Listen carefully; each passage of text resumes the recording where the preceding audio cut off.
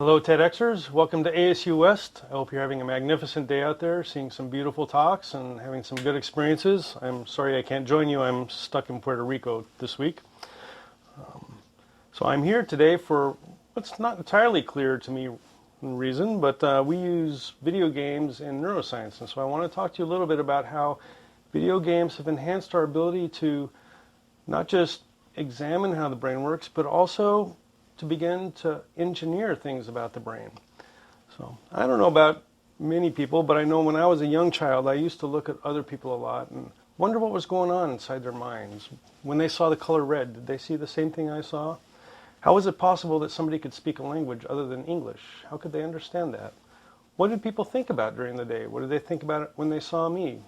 I had no idea, and I was very, very curious about that. And so when time came for me to head off to college and make my way in life, I decided that I wanted to go after that question in a very direct way, the most direct way possible in my mind, which was to go in and study the brain. Because the brain is where that all happens, right? I mean, that's where all our sensation, all our vision goes into our brain, one or two synapses away, and we're inside the brain processing visual information.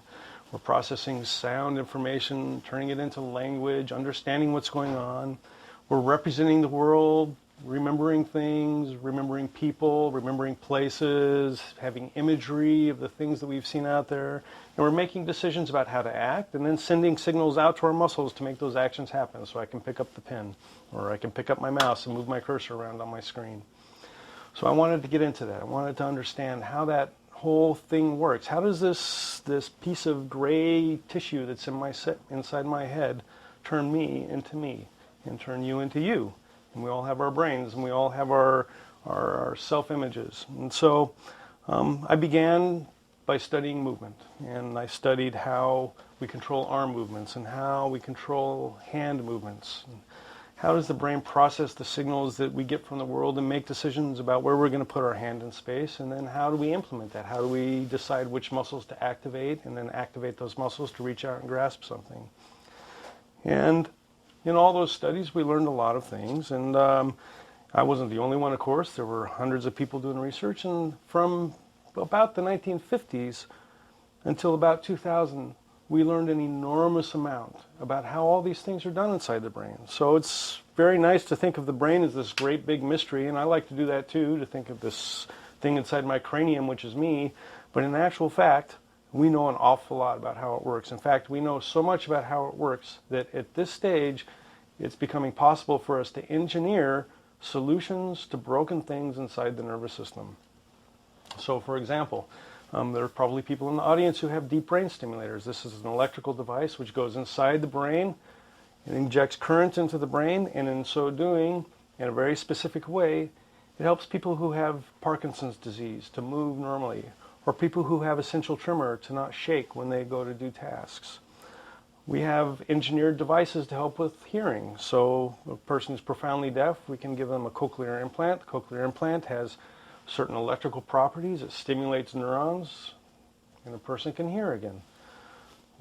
We can also engineer things coming out of the brain. So this is what I came to ASU to do about a decade ago, is to work on engineering mechanisms to take information from the brain so we can manipulate the world. And you can imagine, for example, if you have, say, a spinal cord injury, your brain is still in here, your brain's normal, it has normal thoughts, normal feelings, normal aspirations, but you can no longer move your body. Well, now you can't pick up the pen and write. You can't type on the keyboard to send an email to somebody.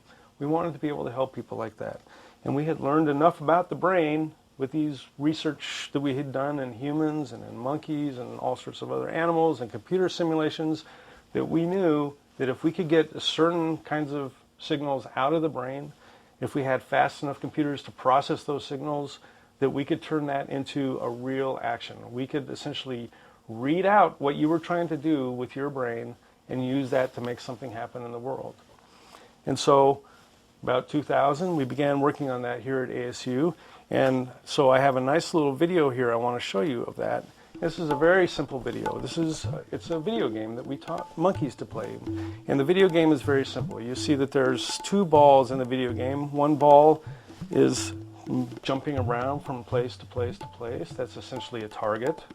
And the other ball is moving in kind of a jittery fashion. Well, the ball that's moving in a jittery fashion is being controlled by a monkey directly from its brain. So we have electrodes, the signals are being processed in real time, generating a three-dimensional control signal, and we're using that three-dimensional control signal to move this cursor around in this video game.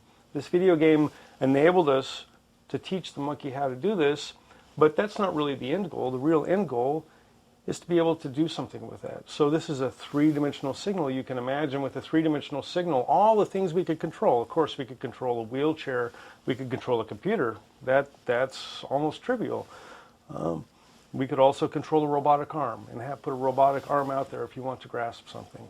These were all things that we could do with these signals. And we were able to do that because we knew enough about the brain. But in so doing, in building all these sort of technologies, I began thinking about what constitutes the boundaries of the brain. I had always been sort of operating on the assumption that I have this thing in my cranium, which is me, this imperceptible qualia that is my existence. And the rest of this was all peripheral to it. It was all things that provided input mechanisms and output mechanisms. But the real heart of me was up here. But I realized in developing these technologies that that's not entirely true, that our nervous system doesn't end in the brain, that we have neurons in the brain which go down and communicate with our spinal cord. Those neurons have a cell body up here with all their sort of cell-associated processes and metabolic processes, and then they have a long wire that goes down into the spinal cord. And that spinal cord communicates with nerves down in the spinal cord to make me move. And likewise, cells in my spinal cord project up into my brain to tell me about feelings of touch and so on. But that's not the end of it. From my spinal cord breaks out a network of other nerves, and those nerves go all throughout my body. My body is suffused with nerves. Every cubic millimeter's got little thread-like nerves going through it that are busy doing things, sensing the environment, making muscles move, releasing hormones, all kinds of things, just busy, busy, busy. Inside my whole body is filled with this. My nervous system isn't just my brain, and all these parts of me that are working together, that's me. This whole body, that constitutes me. And that's what the nervous system does for us. This is what I realize, is the nervous system, it doesn't reside in my brain. It allows me to go out and reach into my body, fill my whole existence here with being. But it does even more than that, because it's our nervous system that allows us to move. It allows us to reach out into the world, to see things. It allows me to sit here and speak and impact your brain. I'm actually reaching into your brain right now as we do this. And so it creates this whole network of interaction.